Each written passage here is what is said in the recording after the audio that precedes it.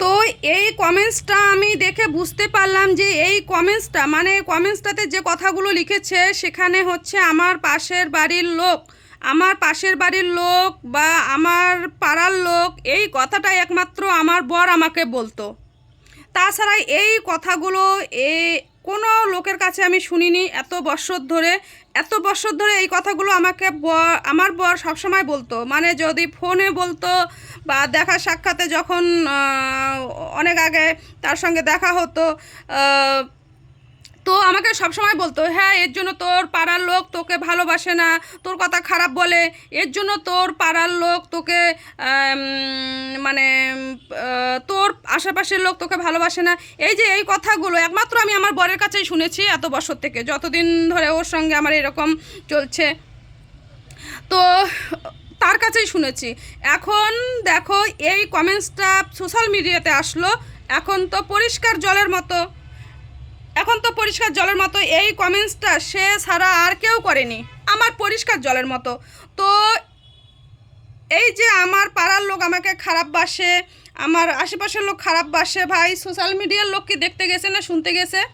মানে বাকি লোকদের কথা বলি, তো নাকি জানতে গেছে আমার পাড়ার লোকের কাছে আমি খারাপ না ভালো হ্যান ত্যান, আমার পাড়ার লোকের সঙ্গে নাকি কথা বলতে গেছে থরি।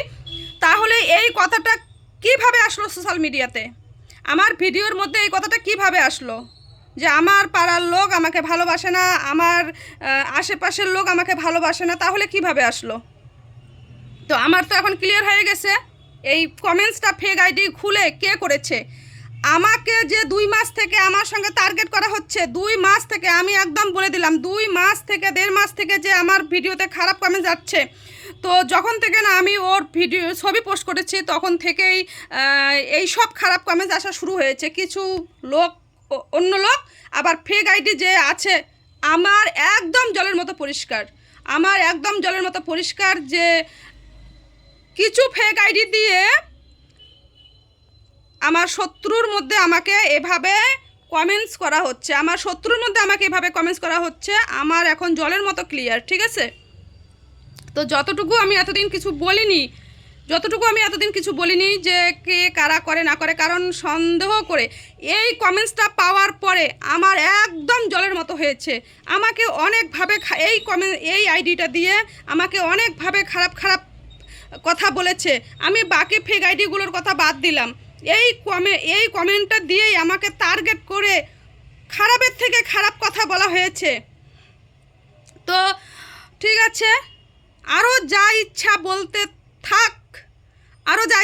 থাক, আর আমিও কি করতে পারি, সব কিছু হবে।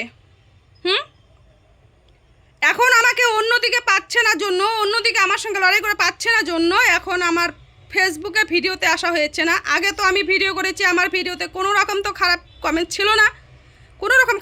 ছিল না। হয়তো আমি যদি 50টা ভিডিও 6 মাসে ছাড়তাম তাহলে ওই 6 মাসে 1-2টা আমার খারাপ কমেন্টস আসতো, তবুও নর্মালভাবে। কিন্তু এতভাবে কেন 1-1.5 মাস থেকে?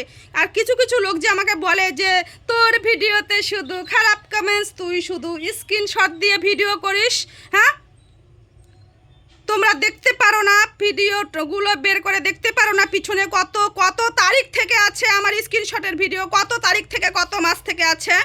না জেনে বুঝে মানুষকে শুধু ভুলভাল বোঝার চেষ্টা করো না।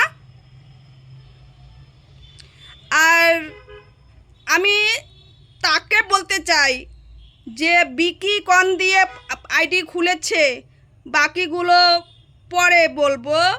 আর বিকি কন দিয়ে যে আইডি খুলে আমাকে খারাপের থেকে খারাপ কথা এখানে টার্গেট করে বলা হয়েছে সোশ্যাল মিডিয়াতে লোক সমাজের সামনে, তো সবের হিসেব খুব ভালো করেই আমি নেব। এটা যেন মনে কান খুলে মনে থাকে, ঠিক আছে? আমাকে সোশ্যাল মিডিয়াতে ভিডিওতে এসে টার্গেট করা না, নোংরা কথা বলা না।